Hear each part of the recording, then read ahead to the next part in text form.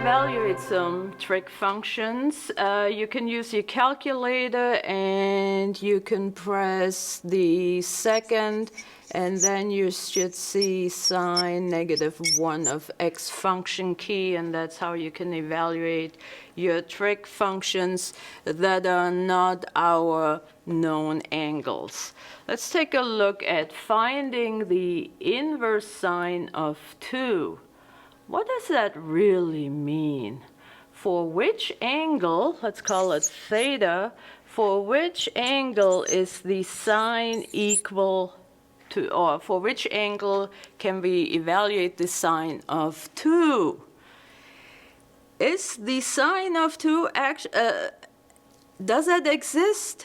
We know that the range of the basic sine function goes from -1 to +1, so it can never be 2.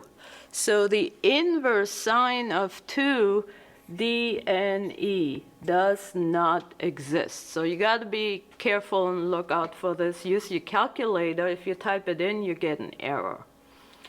Next problem I have listed here. Ooh, we're kicking it up a notch. We have the cosine of the inverse sine of square root of 2 over 2. So what we have to do first is find the angle for which the sine is the square root of 2 over 2. We work inside the parentheses first. So that angle, if you look at my unit circle, square root of 2 over 2, of course that's an easy one. That is pi over 4. So pi over 4, and now, so what we're actually interested in is the cosine of pi over 4. We go to our unit circle. The cosine of pi over 4, of course, is the same value. It's the square root of 2 over 2. That's just because it's 45 degrees. Now, this last problem here is switched. We're talking about an inverse cosine of the cosine of 3 pi. So again, we work inside the parentheses first. What is the cosine of 3 pi? Well, that's 1 full revolution is 2 pi, and then another 1 pi. We end up right here, and the cosine of 3 pi is -1.